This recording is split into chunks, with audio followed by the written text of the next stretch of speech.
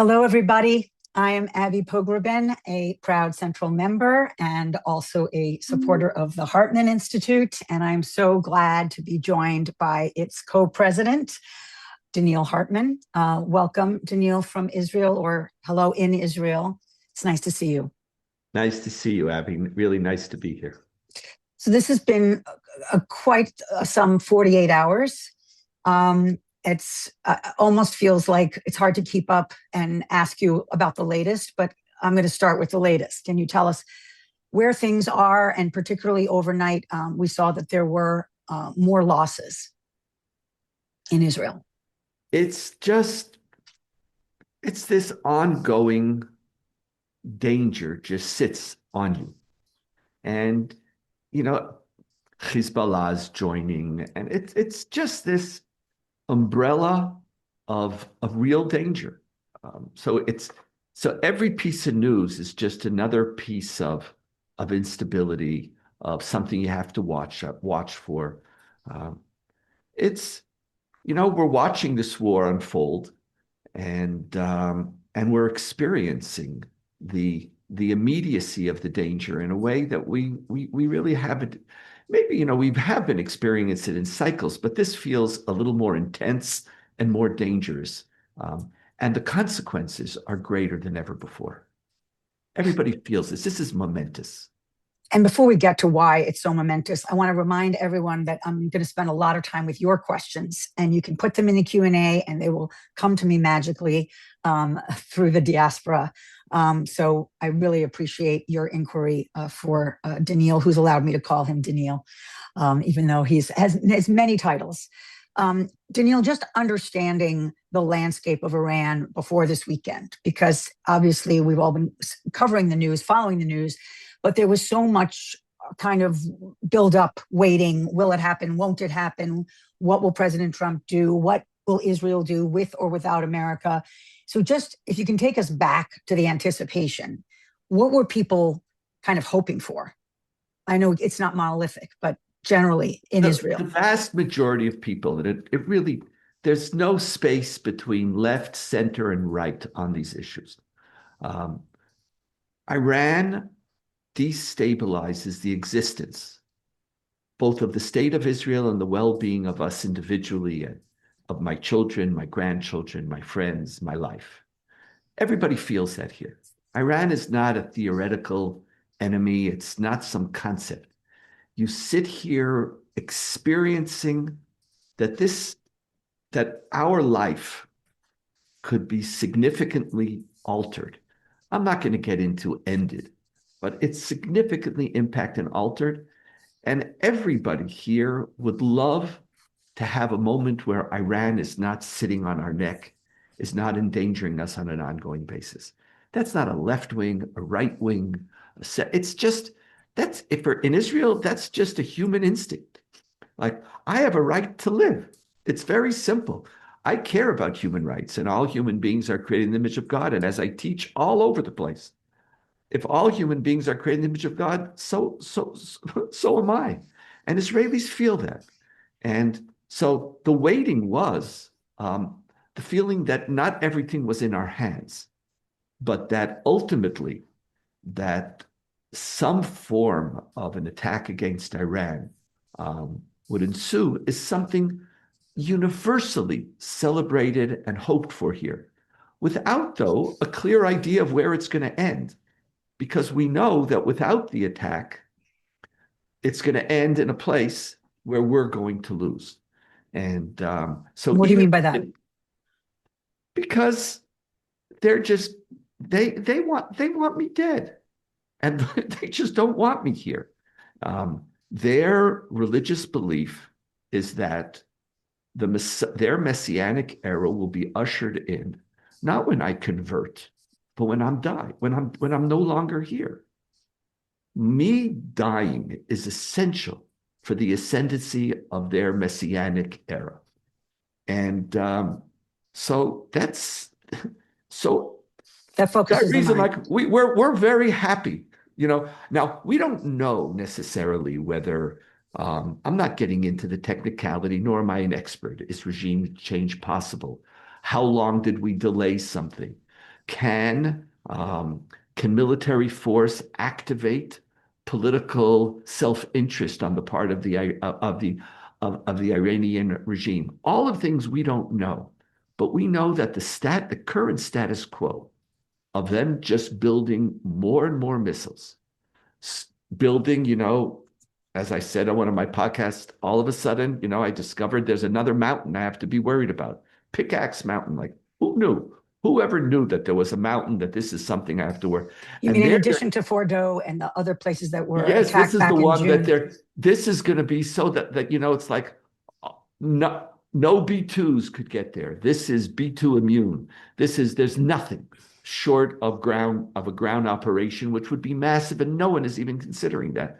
So we're watching this, and there's a feeling of a what is it called? Those hour clocks, like that something is just dripping. The hourglass, yeah. The hourglass. And so we were waiting because we knew, A, that we can't do it alone. B, we know that Iran is not just an Israeli problem. And we were wondering to see how everything would unfold. Now we're waiting to see how everything will unfold, but in a different sense. And before we get to that, you mentioned an hourglass. There was actually a doomsday clock. I don't know exactly what they called it, that the regime placed in the central square. I guess it's called Palestine Square in Tehran, that the supreme leader put there in 2015, predicting that the Jewish state would be destroyed in 25 years. And that clock actually ran down. I think that the IDF took it out back in June. But we can smile about that, but that it gets to what you were saying, that this actually was a very explicit goal and mission was to eliminate Israel. They're very serious about that, Abby, and they've proven it. They have financially bankrupted their own country in order to pursue my death. Let me just say that again, because it's very personal. They are willing to bankrupt their country to pursue my death. Just having to live with that statement. I'm not doing politics here. I'm not playing political games, and it's not that. This is very personal. And when you say bankrupt, it's insane. It's insane. When you say bankrupt, you mean that's where resources have gone to their proxies. That's where everything. Their economy is shot. They have no water. They have no electric. Everything. One of the wealthiest countries in the world. One of the most sophisticated countries in the world. Their level of education and scientific expertise, they're brilliant. They're a major, major civilization with all the resources to succeed. And they've turned themselves into some backward place for one reason, to kill me. And this, it sits on you. It sits on you. And sorry to interrupt, but I just want to go back to when you were in conversation. And if anyone doesn't listen to one of my top 3 podcasts, for heaven's sake, with Yossi Klein Halevi and Donniel, they are extraordinary conversations. But there was a bit of a push me, pull you, I won't say tension, around what you would sometimes call an obsession with Iran. And that you have admitted, and it doesn't happen often, that you were kind of wrong about critiquing that obsession, that in some sense, I won't speak for you, but October 7th changed the lens for you in terms of the threat and what Iran means to your life, but also to the Western world. Can you just say a little bit about that conversion? Right. And first of all, I'm wrong a lot. And I actually enjoy admitting when That's I'm not wrong. very Jewish of you to admit. I actually enjoy it because any aspiration not to be wrong seems to me to be quite silly. We learn. And I learned a lot from my friend and colleague Yossi. For so many years, I just said to him, oh, Yossi, stop it. Just stop it. And I hated thinking about nuclear Iran because I always felt it was just too big. I'm not thinking about the end of life, the end of the world. And I don't know how to deal with end of the world stuff. So I concentrate on the things that I know how to deal with. But what October 7th and Yossi, just my hearing him over and again, and I feel he was more correct than I. But October 7th, we learned that if somebody is telling you, we want to kill you, And if somebody is actively pursuing policies which give expression to that desire, it pays to pay attention to them. Let's be as moderate as I can. You pay attention to it and you try to find solutions. Now, here it always gets complicated because the fact that somebody wants to kill you doesn't mean that a military solution that military intervention is the solution. I am a skeptic when people view military interventions as the solution to every problem. They're not, as we ourselves learned in Gaza as well. They're not.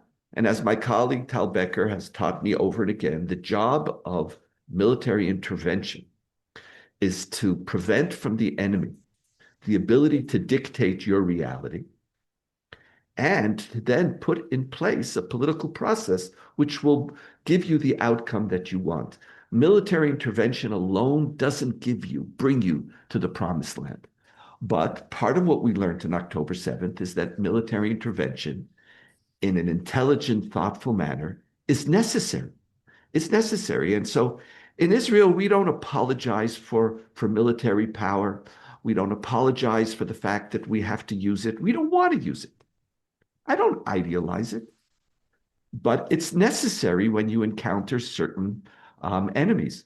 And in the case of Iran, I would love for there to be another intervention. And I actually appreciated, and I said it, I appreciated the 12-day war. It wasn't a 4-year war, and it wasn't a 29-day war. You're talking about back in June. In June, it said to the Iranian people and to the Iranian government, look, this is what we could do. You don't have an air defense system capability anymore. You don't have immediate access to enrichment. You want to rebuild it? Okay, is this your direction? This is what we could do. We have Israel, we have the United States, we have the ability to control the skies all over Iran and basically intervene in your plans. Do you want to go that way again? And we gave them a choice.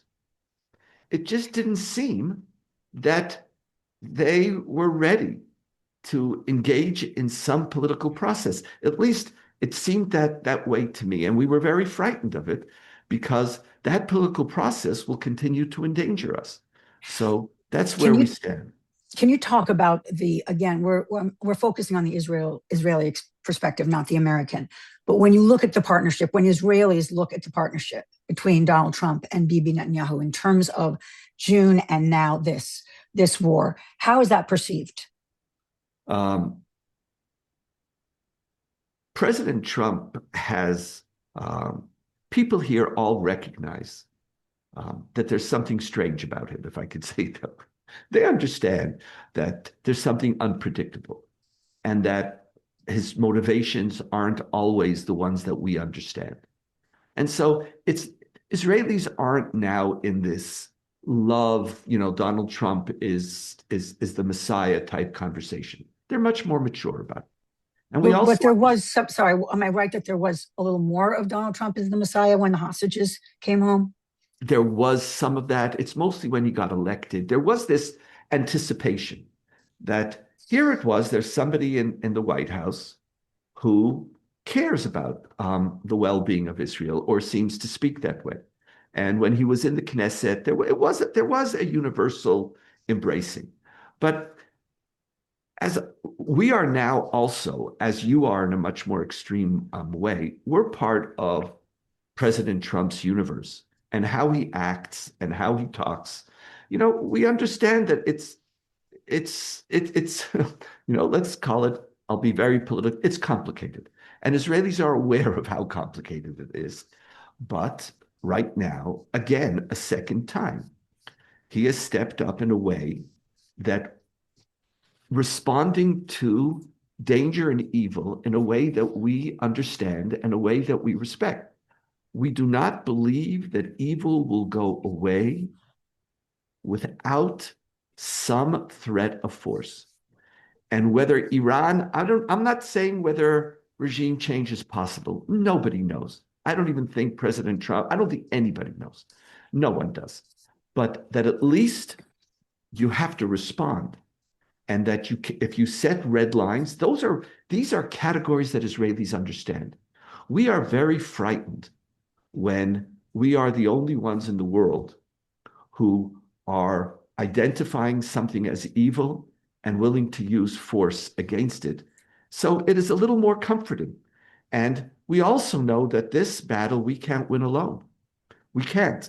And so we also appreciate the fact, I see people aren't interested here in the United States coming to save Israel. I'm not interested in the United States here, you have my back. We are your greatest ally, you're in danger. No. Part of our ethos is that we have to be able to take care of ourselves, or mostly with some help. But we very much appreciate the language in which Iran is not an Israeli problem. Iran is a world problem. And to have a president who's willing to recognize that, that's a language that Israelis, this is Israeli talk, both for the good and the bad, by the way. It's also our problem. One of the reasons why we're losing so many parts of the world is that this talk is very alienating for people. It's not comfortable. Let's go to that, because when you say we're losing parts of the world, there is undeniably a sense that there is more loneliness, that Israel is a pariah state right now, and that this is further demonstration that Israel's kind of writing the script, and that essentially America is doing Israel's bidding. I am channeling the critics, not myself. But can you just address those who see it that way, who say, wait a second, why is this is Israel's war, not America's war? I can understand that, and in part of all of our challenges, the minute you say to another side, you're idiots, that's not the way. It's not there's serious people on all sides. People think that people are wrong, but I have to call them idiots, and you have to take it seriously. Now, I don't blame people in the United States who look at something 6,000 to 10,000 miles away and say, this is not my problem. Now, personally, I believe that's short-sighted, because I think it is your problem. And I think it's been proven that Iran's intervention all over the world with its proxies and its terror impacts everybody. It does. As an American citizen, I also believe that our world is a better world when America expresses its values and its principles on a universal stage. I like living in a world where America is a superpower. And, like Canada, I'm a small power. Maybe I'm a medium power, or I'm a small power, whatever the Prime Minister of Canada called himself. But I believe America has a very important role in my world. And that's why I'm also such a proud American citizen. And I love America and appreciate it.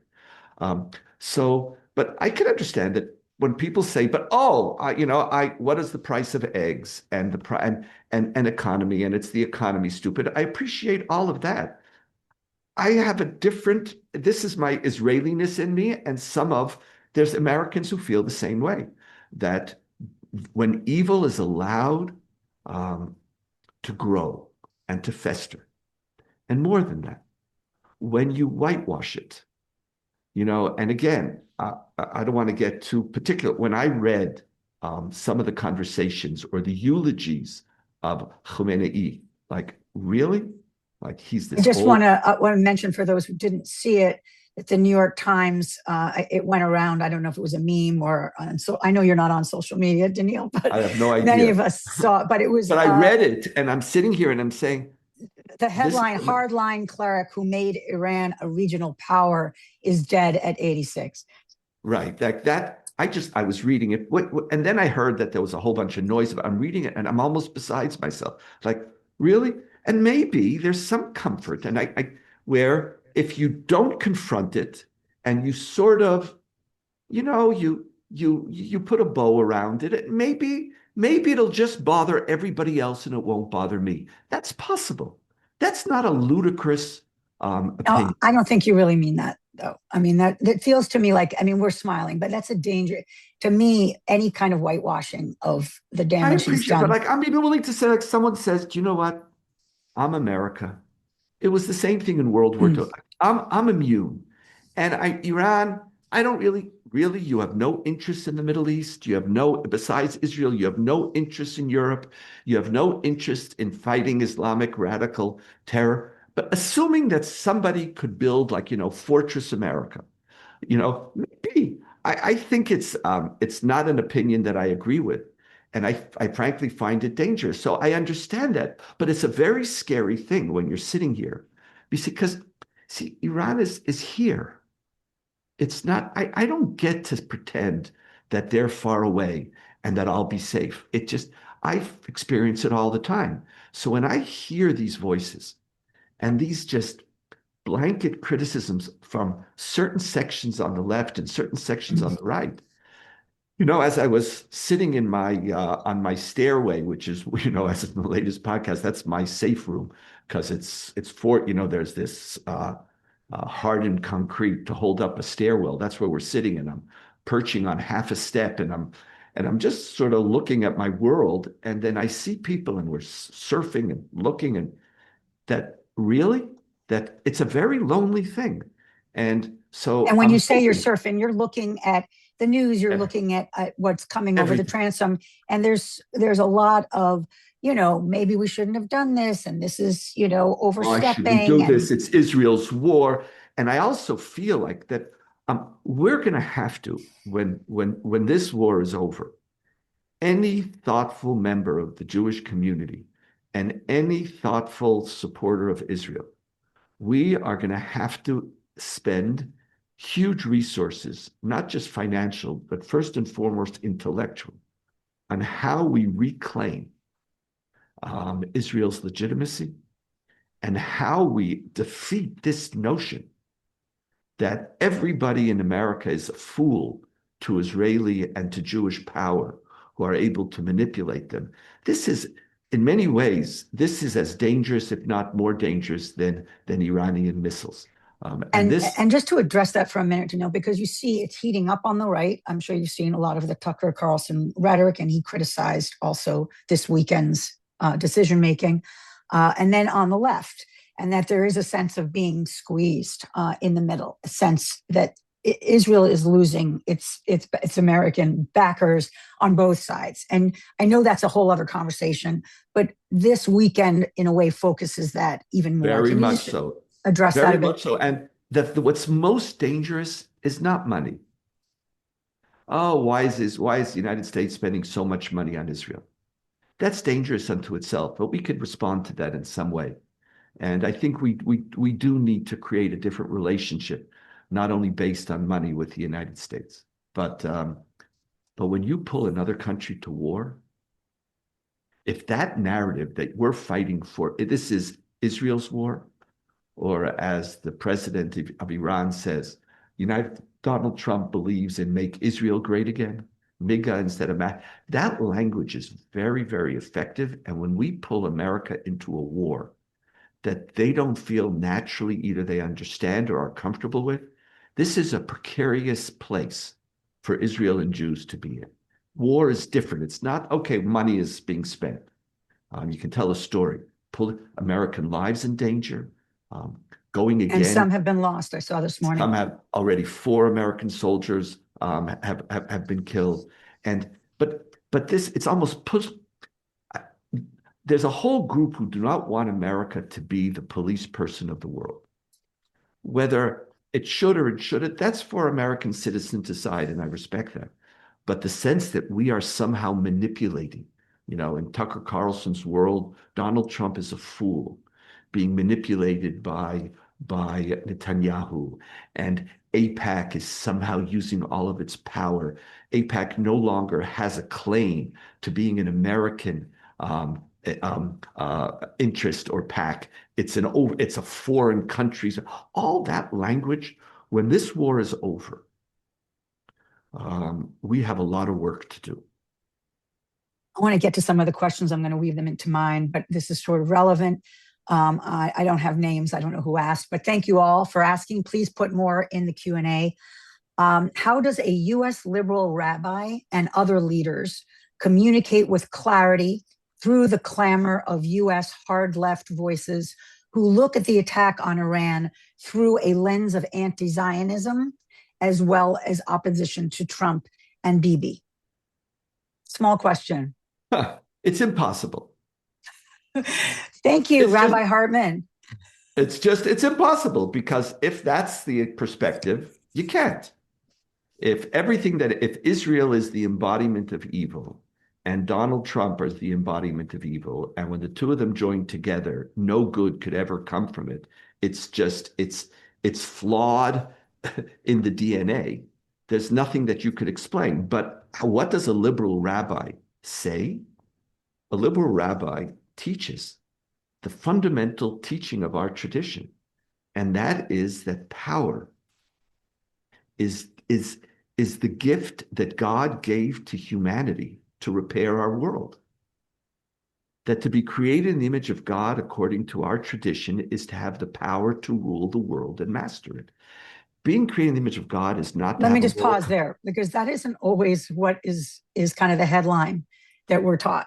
I appreciate that. So that's why I'm teaching. So go back to Genesis 1, and God says, let's create human beings in our image and after our likeness, so that they will be able to rule the world and master it. So to be created in the image of God is to have power. Now, power is always complicated and always tends to be abused. That's true. But there is no tikkun olam without power. And human beings are created as God's partner in this world to run the world. Now, at times, power requires military force. At times, it requires, as Michael Walzer writes, dirty hands. It does. It's never going to be simple. It's not.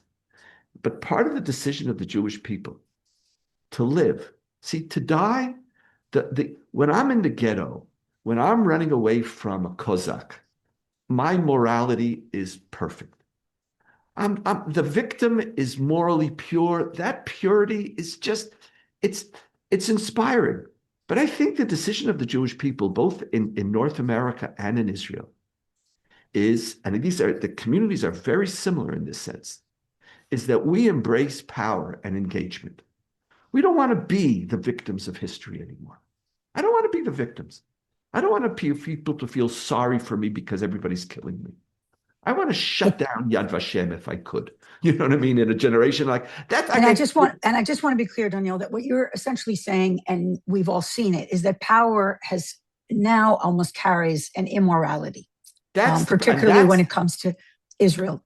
Everybody, and that's what to be a liberal does not mean that I view power as an inherently corrupt institution.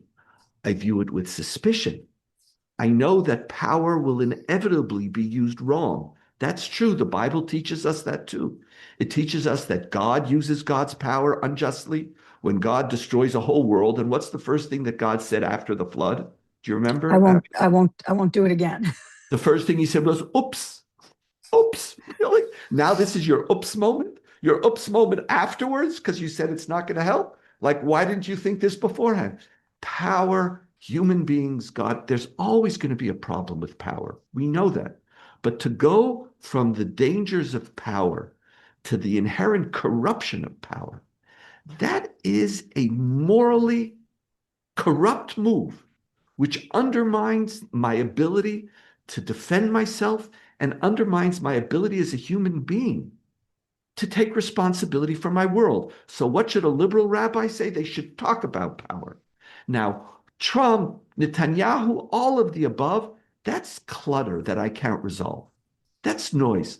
And, neither of them would be people that I personally would vote for, but my voting is irrelevant. It doesn't matter. It's just the question is there a substantive danger? Are there moments when power is necessary? If you could get to that moment, now we could have an intelligent conversation, whether this was a moment or not. But when by definition, power makes you corrupt, that crap that people are throwing at Israel right now is, for me, nothing short of moral bankruptcy. And liberal rabbis have to get up and call it moral bankruptcy. But at the same time, I'm not idealizing that power. But Israel, United States, there are moments when war is necessary. I believe. And I just want to clarify. Thank you. I want to clarify for those because we got a Torah lesson that is a little bit surprising sometimes to talk about power as a good, that you're talking about all human beings, not just Jews, when you say talk about running the world, not running the world, because that language of running the world just puts, I can imagine people hearing that Jews running the world, that's the trope. No. That leads to so much anti-Semitism. This is Genesis 1. That what does it mean to be a human being? To be created? God, Genesis Pre-Abraham, 1. all of us, right. Genesis 1, verse 1 has God creating the world. Genesis 1, verse 26 has God saying, let me take of my power, which I just used to create the world, and to create a partner for myself. Human beings aren't like the fish of the skies, and you're not like the cows and the donkeys and the horse and the sheep. You have a unique role, and that is to be the master of this world with me. And for that, I create you in my image. This is human being qua human being. Now, with that, we have to constantly struggle with the dangers of its abuse. I'm all in. But now we're fighting against this, it's not even a pacifism because it's not always consistent. It's that by definition, we don't want dirty hands. I don't want them. Yeah. So the nobility of dying, and that's what I believe Zionism is about. There's no nobility in dying anymore, and I don't want to die so that you'll love me, and I don't want to die so that you'll have compassion on me. And I think Jews of North America have done the same thing. They have marshaled it's different power. It's not hard power. It's soft power. We don't apologize for it, and we do whatever we can to create a great America, both for Americans and for the Jews as equal citizens within that country. Thank you. So we've all gotten a lot of emails and notices, I'm sure, on email. But one struck me from a CEO of a JCC in California who said, when I tell my friends and family in Israel that I am praying for a quick end to this conflict, I receive a strange response from them, those who are living there. To a person, they say that Iran must be stopped from developing nuclear and ballistic missiles, from fomenting terrorism against Israel and threatening Jews around the globe. They tell me that Israel will withstand whatever rockets will be coming in the next days or weeks, but the job has to be finished and they're ready for this fight. That sense that I've even had of some saying, let's hope for peace, tomorrow should be peace.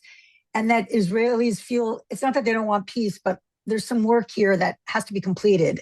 Does that resonate? Yes, but here we're getting to where it gets more complicated because it's not simple and where intelligent people could have different positions. Israel does not believe that the current Iranian government will in any way embrace a path of peace with Israel. Their Shiite fundamentalist ideology will cause them to pursue our destruction.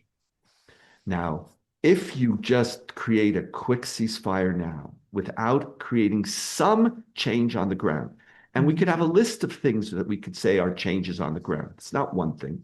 The ultimate fantasy is regime change, which has to be done by the Iranian people themselves, because neither the United States nor Israel, and we've all learned that foreign attempts at regime change never work. But can we create that possibility where it will stop? But if you don't do that and they are left in power, they're just going to negotiate and agree to whatever deal they'll agree to and wait a year or two or three.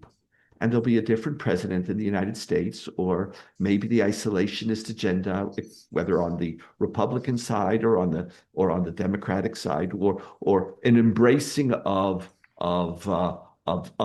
Iran now as part of my progressive, righteous people of the world. In that world, they'll just 3 years means nothing. 3 years means nothing.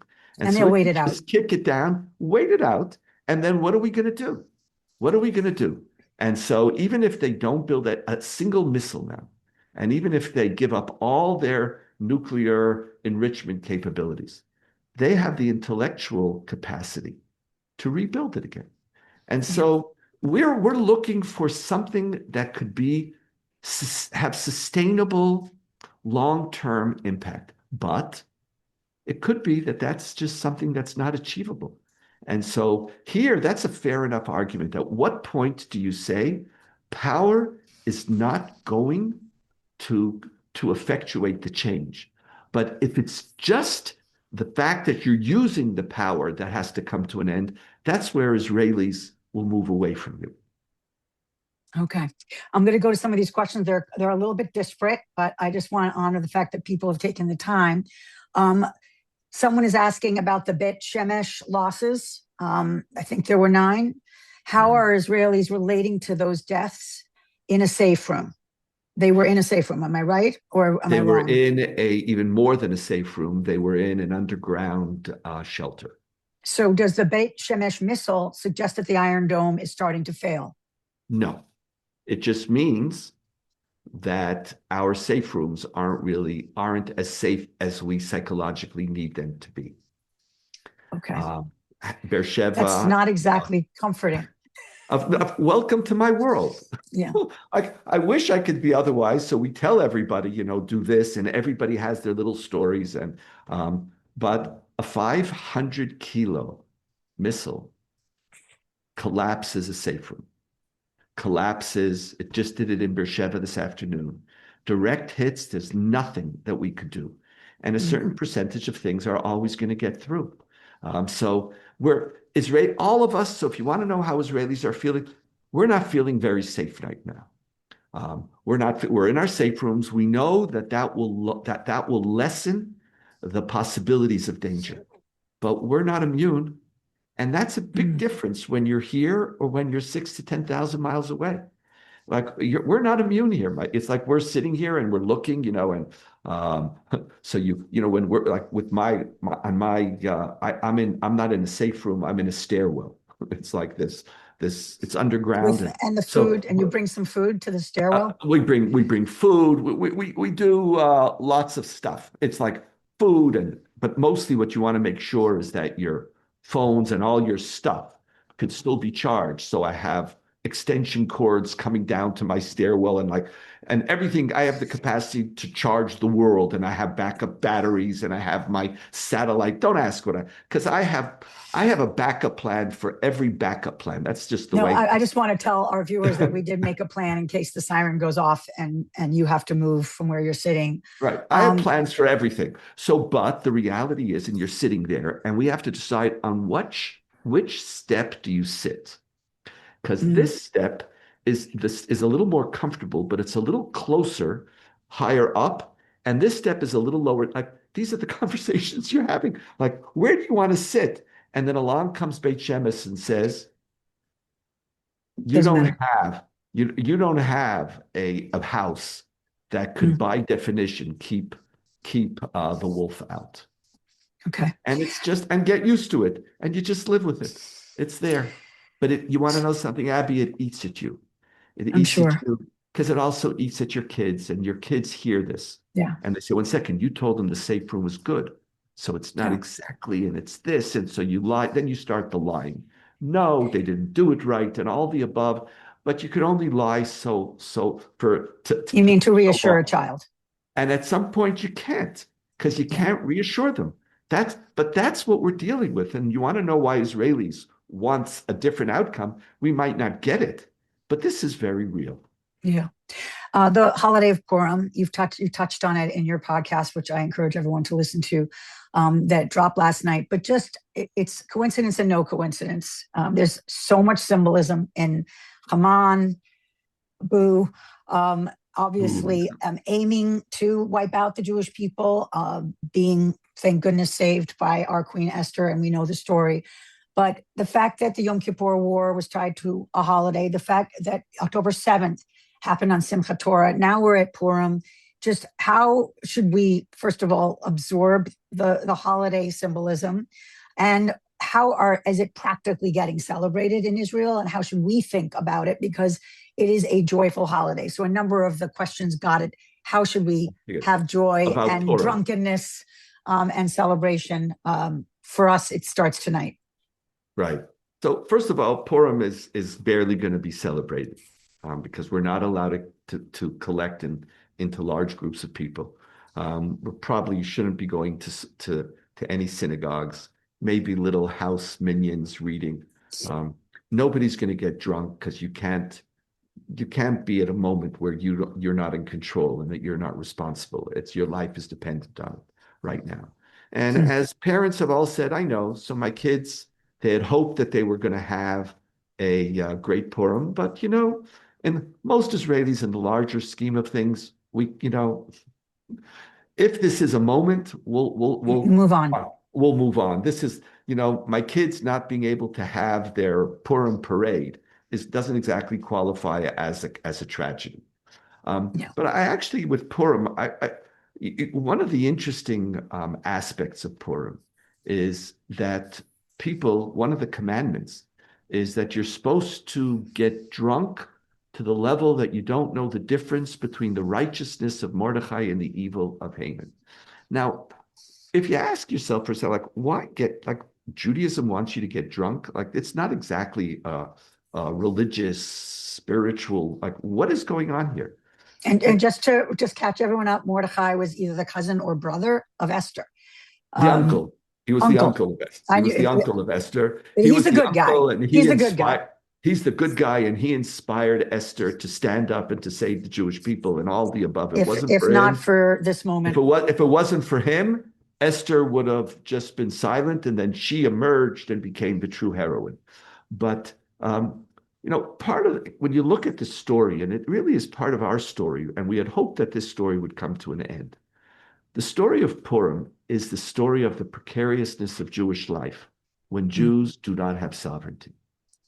It's the story where the real evil person of this holiday is not even Haman. The real evil person is Ahasuerus, the king. This king who has all the power in the world and who, decrees kill the Jews, next day decrees save the Jews. This is a king who you can't approach on your own. This is a king who's not allowed to change his mind. This is a king who controls the lives of the Jewish people. And we look at it and say, how did we survive? It's the most insane story. Everybody go home and read the story because it truly is an insane story. It's a story that it just so happened that Vashti, the former queen, rebelled against her husband, and she gets kicked out or killed. It just so happens that the most beautiful woman in the whole All right, empire. Donniel, we don't have time for the Purim story here. We have so much to cover. So good. So I'll just thank you very much. But I would just tell you. But I do want to just also, but I would just say media. to you, I'll just say this to you. I won't go through the whole story, but it's an insane story, and how we survived it makes no sense. And so one of the ways that you could respond to the precariousness of history is just to let go. The other response is to be responsible. And so whether Purim is an embracing of insanity or an attempt to fight that insanity is what resonates with people right now. Thank you. I'm sorry. Thank you, by the way, for stopping me, because once I know you could do a whole Purim. No, because I love it. It's like I could have gone on. It would have been. You're right. So thank you. But I want to, just because your podcast is under the ARC Media umbrella that Dan Senior's Call Me Back shares, but that he had on Rachel Goldberg-Polin to do a teaching of Purim. So with all due respect to your teaching, it was also extraordinary. Beautiful, Mother of Hirsch, and people should go and hear her explanation. Here's a question. How do you reconcile the inner conflict between recognizing the evil of Iran and being glad that their leadership has been damaged, but not trusting the rationales behind the choice of leadership to take military action now? That this war benefits their interests and not their citizens. So this person is saying, do I put on a smiling Purim mask or a frowning one? I don't truly understand that question. Okay, I think there's a sense that the reasons, perhaps, I'm going to read into it, that President Trump chose to do this now. I understand that level of the question, but I don't understand another level of the question. Like, am I supposed to just celebrate this or feel the discomfort I feel about the motivation? Bottom line, what do I care what President Trump's motivation is? Let me ask, as a thoughtful person, don't ask me. No, but as a thoughtful person. It's rhetorical, yeah. Exactly. As a thoughtful person, do you believe that the leadership of Iran were forces of evil and death? And that this group of people, as long as they remain in power, are going to be forces of evil and death? And whether it was done for the purest reasons or not, like what difference does that make? For yourself now, ask. So leave President Trump out of the equation. Maybe he's the emissary and he might have multiple intents. Leave it alone. At the end of the day, is this a good thing? Is this a good thing for the world?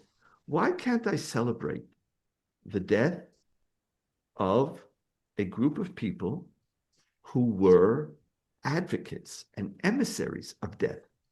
Why can't? So could be that in this generation, the person who chose to fight them is someone who I want to have nothing to do with.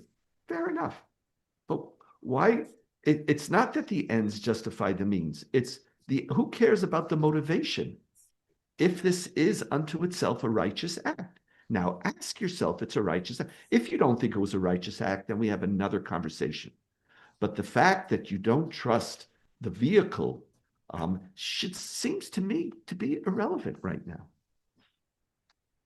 I know I touched on Tucker Carlson. Someone else is saying that he said the attack on Iran is absolutely disgusting and evil. It will have a significant effect on Trump's political movement.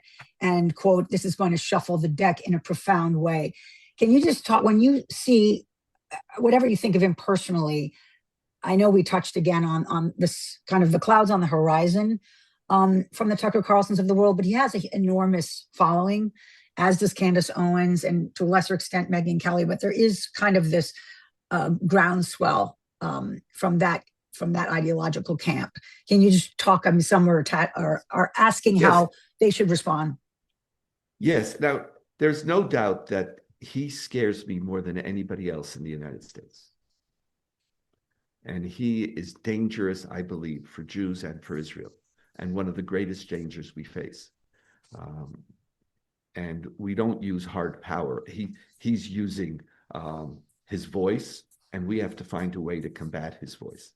But this same Tucker Carlson, a few days earlier, last Thursday, when Israel welcomed the Prime Minister of India, Modi, and embraced him and entered into a strategic relationship, Tucker Carlson got up and said, Israel has now abandoned the United States and chosen its primary ally. It could have either chosen China, or India. It's looking to the east, and it chose China. It chose India, and it's time for the United States to look for a new ally in the Middle East. And who is the largest, most powerful country in the Middle East?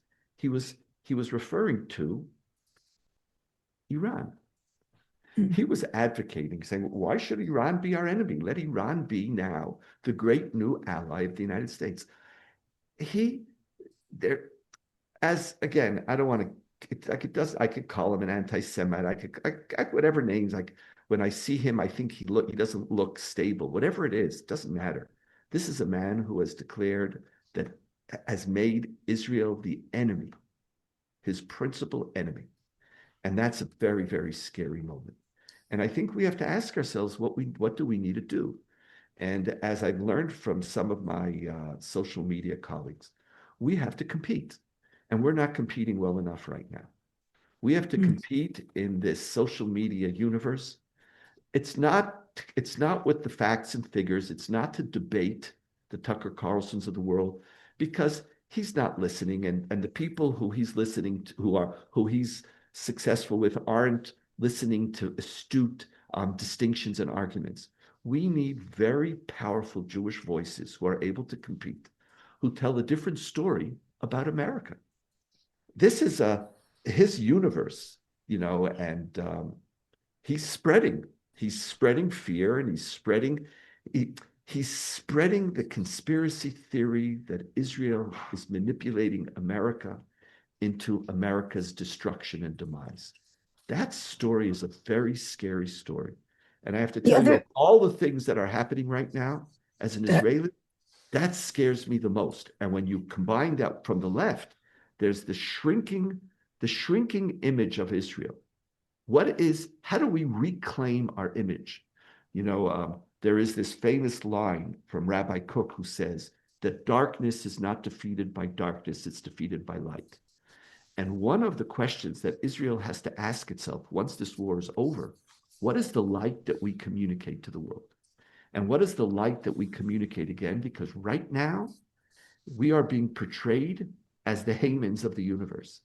And we, you know what, we have to go to war, but when the war is over, we're going to have to embrace peace. We're going to have to be far more innovative in embracing life. We're going to have to shed this notion that what defines Israel is as a war machine, trying to manipulate the world in its own agendas.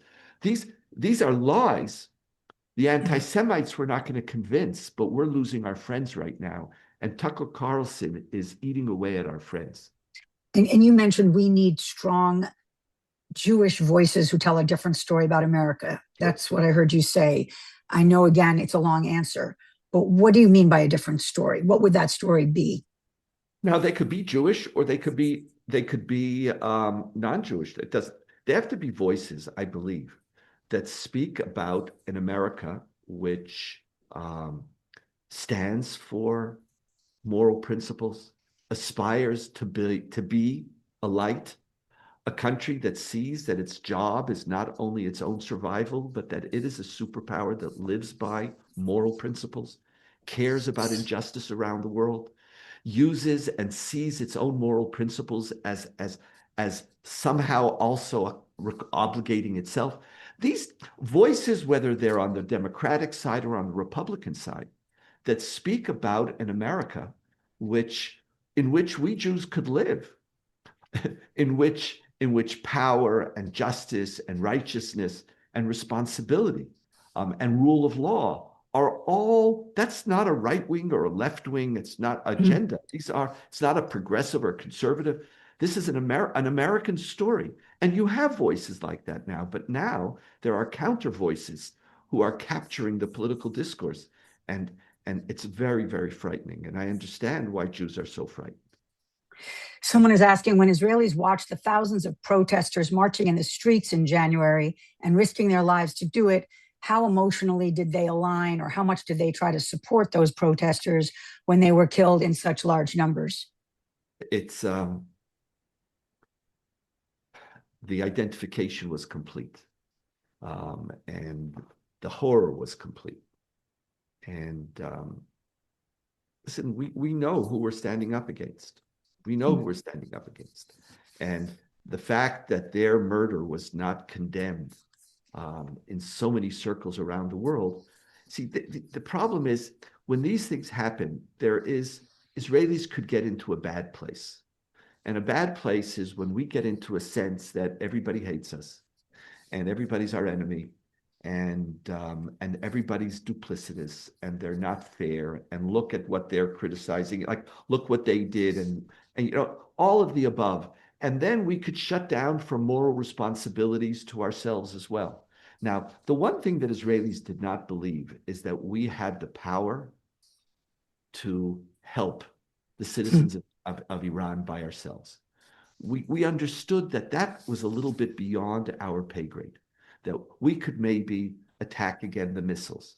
You know, we couldn't even get into the nuclear reactors where the nuclear materials were being held. It was too far underground. Our bombs wouldn't have gone there. The only way we could have done something is through some special forces operations where the chances of their success are so small. So we saw this injustice, and we were just saying, when is the world going to realize that Iran is not just the enemy of Israel? That Iran, these are bad people. And so we were waiting and watching. But the heroism of these people, you know, like what we were saying is like, hello, world, did you see that? Did you just see what we saw? There was a feeling of that. And I'm hoping that this people will be able to emerge again, and that we will somehow, either using our Air Force, the American Air Force, provide them with the protection that they need. You know, it's reported today, again, you know, everybody knows this, that Israel is trying to decapacitate as much as possible the police forces, those forces which come out and murder anybody who demonstrates. So no Revolutionary Guard. So these processes are underway right now. Whether it will work or not, we don't know. Okay. Someone is asking, I guess, a theological. This is for you as a rabbi, and it's apropos because everyone knows that Passover is coming up, April 1st. The question is: we pour out wine at the Seder in recognition of the death of the Egyptians. So, how do we celebrate death now in this war? I don't know. It's a good question, and we're ambivalent about it. It's the truth. We're ambivalent about it. I would love to live in a world where where I didn't have enemies, and I would love to live in a world where I didn't have to kill people. I'm not lifting a cup celebrating Khamenei's death. I'm not having a Khamenei dying party. I'm not having a party. That's what our tradition says. When a human being's life is taken, you don't have a party. You don't sing songs of joy. I'm not singing songs of joy.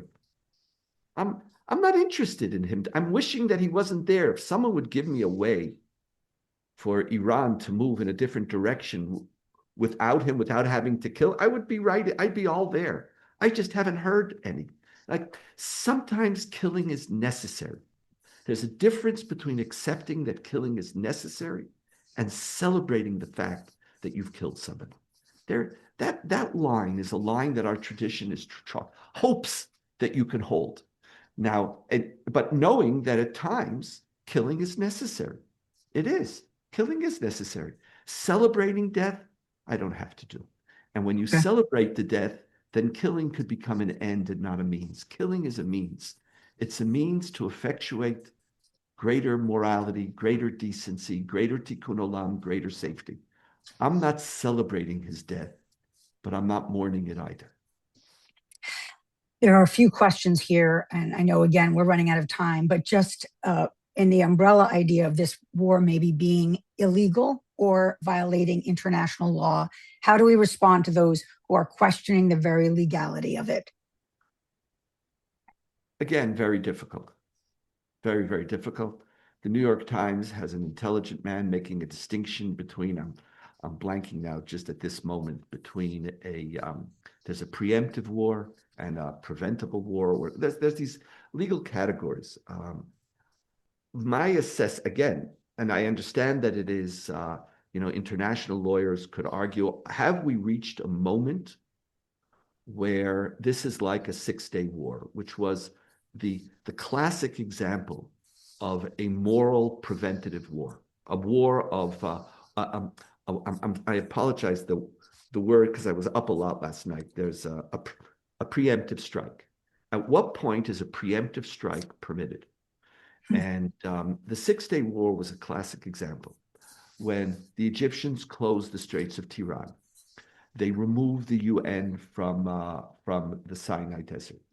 They were amassing, all the armies were being amassed around us, and they were declaring their intent to go to war.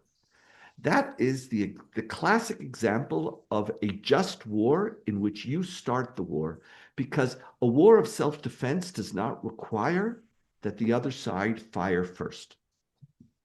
It doesn't. Now comes the question, how many steps away can you take and say this is still an act of self-defense? In my assessment, and again, Iran is very clear. They're very, very clear. They want me dead. They want to, with their proxies, to spread terror around the world. To wait for Iran to have weapons that will make their ability to harm their neighbors and the rest of the world more than they have right now, this is a war of self-defense. So it's true. But again, part of what happens here is that people, when you're further away, it's harder for you to assess the imminent danger, because from 6 to 10 to further 1,000 miles away, okay, so they have. A lot of people have missiles. Again, is this, and are they going to use them? Are they dangerous? If they are, then it is a morally obligatory act. But it is. But let's all at least be honest enough to know we are stretching the boundaries. It's not, if they fired first, life would be simple. But it's much smarter to take the first step. So, but again, this goes back to something we've been talking about throughout. You're not going to convince the people who are declaring this as an aggressive act against a peace-loving people. If that's the scenario, that this is a peace-loving people and you have just attacked them for no cause, if that's the story that you've told, then I don't know what other story I could tell. That's just not the world that I'm experiencing. And as a result, the moral responsibilities change. Donniel Hartman, I cannot thank you enough for doing this at very short notice. I want to thank the Hartman Institute for all you do. And if this is a plug because I believe it, it's some of the best learning that you can find on their website, including their podcast. And to my central family, which is absolutely as close to home as it gets, I want to thank you for your trust, for the clergy for allowing me and inviting me to do this when I am reeling myself with a million questions. It helped to be together virtually, and I look forward to seeing you again. And Chag Sameach, however complicated this holiday might be. Thank you, everyone. Have a good day. Being with you. Bye-bye.